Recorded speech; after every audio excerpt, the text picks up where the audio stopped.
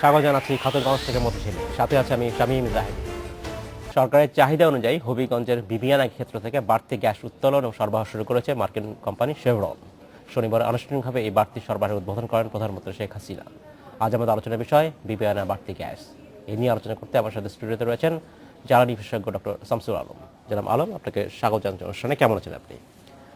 আজ আমরা আলোচনা করব গত শনিবার যেটা প্রধানমন্ত্রী বিবিএনা গ্যাস ক্ষেত্রে বাড়তি গ্যাস উত্তোলনের যে উদ্বোধন করেছেন, কিন্তু যখন এই আমরা আলোচনা করছি ইতিমধ্যেই বাংলাদেশের বিভিন্ন পত্রপত্রিকায়, সংবাদ মাধ্যমে, গণমাধ্যমে আলোচনা ঝড় উঠছে যে বাংলাদেশে বিবিএনাতে যে বাড়তি গ্যাস উত্তোলন করা হচ্ছে সেখানে এই গ্যাস ক্ষেত্রের কাঠামো পরিবর্তন হতে পারে, কারণ এখানে প্রয়োজনের অতিরিক্ত গ্যাস উত্তোলন করা হচ্ছে এবং এটা আলটিমেটলি একটা সময় এই গ্যাস ক্ষেত্রে মৃত্যুর মুখে পড়তে পারে, বন্ধ হয়ে যেতে পারে গ্যাস ক্ষেত্র চিরতরের জন্য।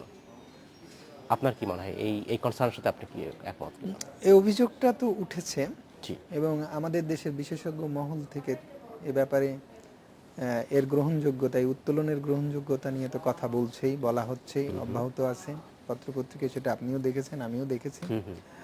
তো মৌলিকভাবে যে জিনিসগুলো আমাদের কনসার্ন, জি, যে প্রথমত হচ্ছে জ্বালানি নিরাপত্তার বিষয়টি। আমরা জ্বালানি সংকটে আছি এ কথা এখন আর বলা যায় না, জ্বালানি দুর্ভিক্ষে আছি এ কথাটা বলতে হবে।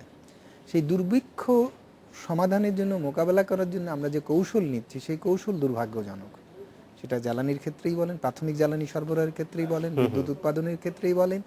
কারণ সেক্ষেত্রে দেখা যাচ্ছে যে এই জ্বালানি নিশ্চিত করতে যে আমরা সংশ্লিষ্ট খাতগুলো, বেসরকারি খাতগুলো যারা বিনিয়োগ করেছে তারা বেশি বেশি মুনাফা অর্জনের সুযোগ নিচ্ছে, বিদ্যুৎ উৎপাদনের মুনাফা অর্জনের সুযোগ নিচ্ছে এবং দুর্ভিক্ষ অবস্থা নিরসনের গুরুত্ব পাচ্ছে না।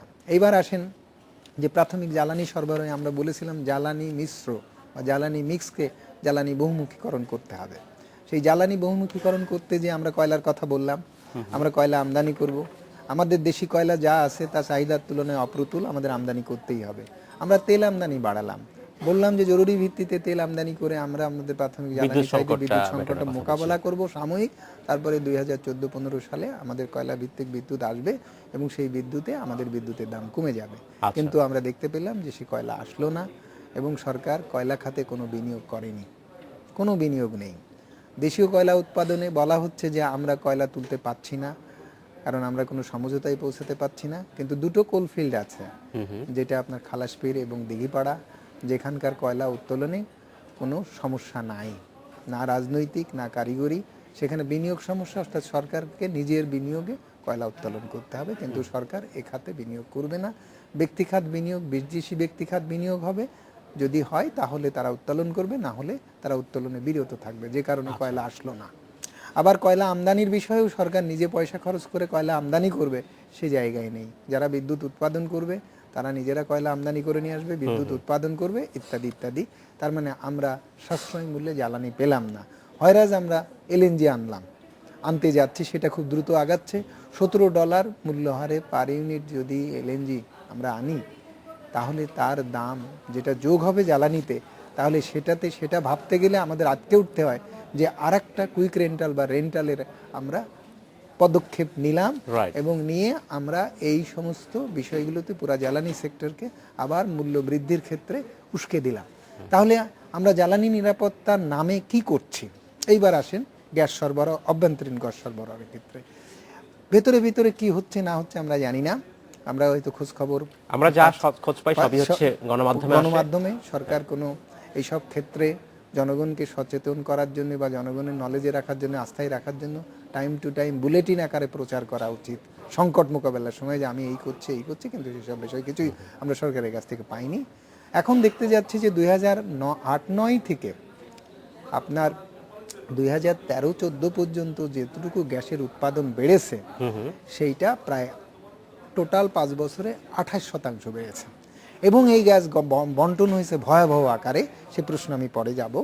কোনো অনুৎপাদনশীল খাতে গ্যাসের বন্টন বেড়ে গেছে 72-74% পর্যন্ত। এই অনুৎপাদন খাতগুলো কোথায়? আপনি কোনটা? অনুৎপাদন খাতগুলো ধরেন আপনার সিএনজি, আবাসিক খাত, আবাসিক গ্যাস সংযোগ এবং ক্যাপটিভও বলতে পারেন, এইসব খাতে হয়রাস সারে গ্যাস কমে গেছে 17% থেকে 8%।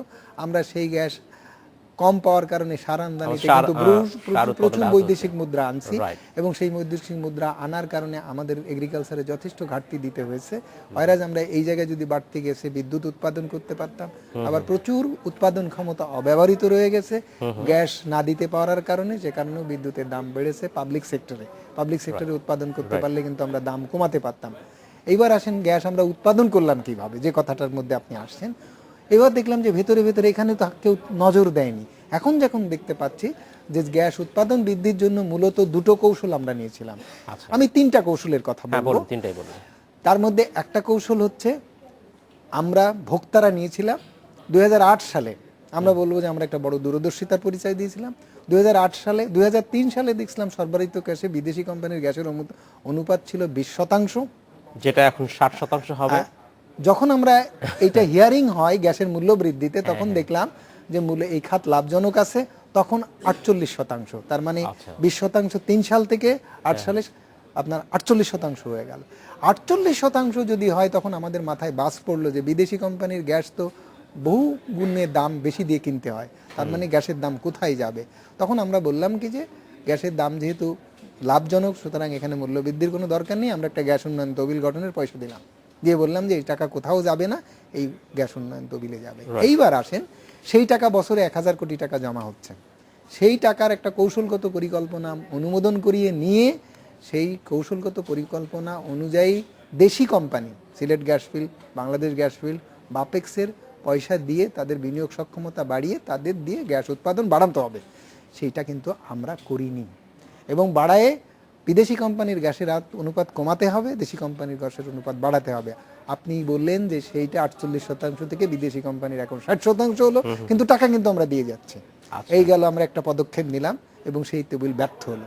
দ্বিতীয় পদক্ষেপ কি করলাম, আমরা এই টাকা দিয়ে বিদেশি বিনিয়োগ, এই টাকা দিয়ে আমাদের দেশি কোম্পানি গ্যাস উৎপাদন করবে, তাদের বিনিয়োগ সক্ষমতা, এই টাকা দিয়ে আমরা গ্যাসপ্রমকে দিয়ে 10টা কূপ খনন করলাম এবং প্রতিদিন যাতে 20 মিলিয়ন ঘনফুট, 20 কোটি ঘনফুট যাতে আমরা গ্যাস বেশি পাই, এটা করলাম। তাহলে আমি যে শর্তে এই টাকা দিয়েছিলাম সেই শর্ত কিন্তু ব্যাঘাত ঘটানো হলো, বিদেশি কোম্পানিতে করানো হলো। হ্যাঁ, গ্যাস প্রমোট করা হয়েছে এবং কোনো টেন্ডার ছাড়াই করা হয়েছে। আচ্ছা, তাও করা হলো এবং সেখানে আমার দেশি কোম্পানিতে করলে $1 কোটি বেশি লাগতো না, কমই লাগতো। কিন্তু সেই ক্ষমতা কি আছে আসলে আমাদের দেশি কোম্পানি?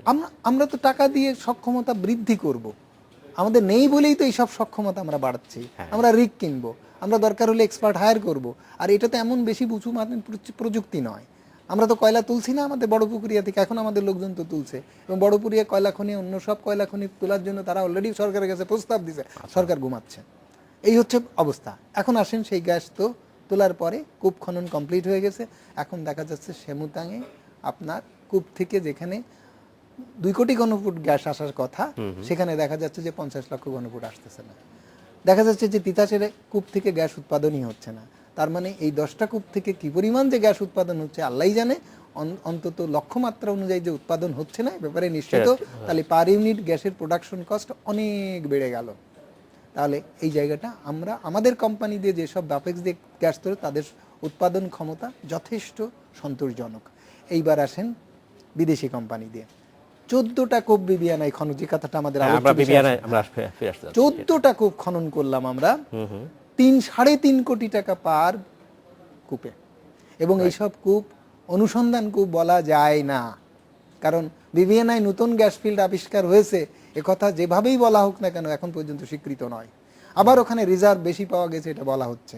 তার মানে এই যে ব্যাপারগুলোকে, এর মধ্যে যথেষ্ট অস্পষ্টতা আছে, অন্ধকার আছে। এবং শেভরনের নির্বাহী প্রধান যে দেশের, তিনি দাবি করেছেন যে অত্যন্ত পোটেনশিয়াল ফিল্ড, এখানে এত জ্বালানি আছে যে এই জ্বালানি উত্তোলন করে একেবারে, যে কথাগুলো আপনার 2001 সালের দিকে বিদেশি কোম্পানিগুলো বলেছিল যে এই গ্যাসের উপরে ভাসছে, এই গ্যাস উত্তোলন করলে এদের সোনার দেশ হয়ে যেতে পারে, তার মুখে ঠিক একই ভাষা শোনা যাচ্ছে। এবং আমাদের সন্দেহ হচ্ছে, প্রথমত কথা হচ্ছে যে গ্যাস উত্তোলন আমি যদি বাড়াতে চাই, রিজার্ভ ফিল্ডে, এই ফিল্ডে যে রিজার্ভ বেশি আছে সেইটার জন্য আমার রিজার্ভ অ্যাসেসমেন্ট করতে হবে। সেই রিজার্ভ অ্যাসেসমেন্ট নিরপেক্ষ কোনো পক্ষ দিয়ে করতে হবে, সেটা সরকারি পক্ষও করতে পারবে না, দ্যাট ইজ পেট্রোবাংলা বা বাপেক্স এরকম কোনো কোম্পানিও করতে পারবে না। আবার যারা এই উত্তোলন সুবিধা স্বল্প সময়ে বেশি ক্যাশ উত্তোলন করে রিজার্ভ ঠিক থাকলেও বেশি বেশি বিক্রি করে তাড়াতাড়ি টাকা তুলে নিয়ে যেতে পারবে, তাদেরকে দিয়ে করালেও চলবে না। কারা করবে তাহলে এখানে? এইটা ইন্টারন্যাশনাল সার্টিফাইড স্ট্যান্ডার্ড কোম্পানি আছে, আচ্ছা। সেই কোম্পানিগুলো দিয়ে রিজার্ভ অ্যাসেসমেন্ট করার পরে তারা সার্টিফাইড রিজার্ভ সরকারি সার্টিফিকেশন দেবে। সরকারি কোনো প্রতিষ্ঠান এই এই এই এই করতে পারবে না? ক্যাপাবিলিটি নেই, আচ্ছা। রিজার্ভ অ্যাসেসমেন্টের ক্যাপাবিলিটি নাই। তো সুতরাং যে কোম্পানি উত্তোলন করার আমি কন্ট্রাক্টরই দিচ্ছি, সেই কোম্পানি দিয়েই রিজার্ভ অ্যাসেসমেন্ট সে কিভাবে করলো না করলো আমরা জানি না। সে একটা প্রত্যয়নপত্র পাঠিয়ে দিল, যেটা ছিল 4টি সিএফ, এখন বলতেছে 5টি সিএফ, ব্যাস আমরা ধরে নিলাম। এবং সে একটা ডেভেলপমেন্ট প্ল্যান দিল, আমরা চোখ বুজে সেটা অনুমোদন করে দিলাম। এখন সে বলতেছে যে পেট্রোবাংলা আমার এই পরিকল্পনা অনুমোদন করেছে। পেট্রোবাংলার এই পরিকল্পনা অনুমোদনের পিছনে কি কোনো কারিগরি ভিত্তি আছে? আমি মনে করি নেই। আমরা ধন্যবাদ। আমাদের সময় হচ্ছে বিরতিতে যাবার, ফিরে এসে আমরা এখান থেকে আলোচনা শুরু করব। আমাদের সময় হলো একটি বিরতিতে যাবার, ফিরছি শীঘ্রই, সাথেই থাকবে।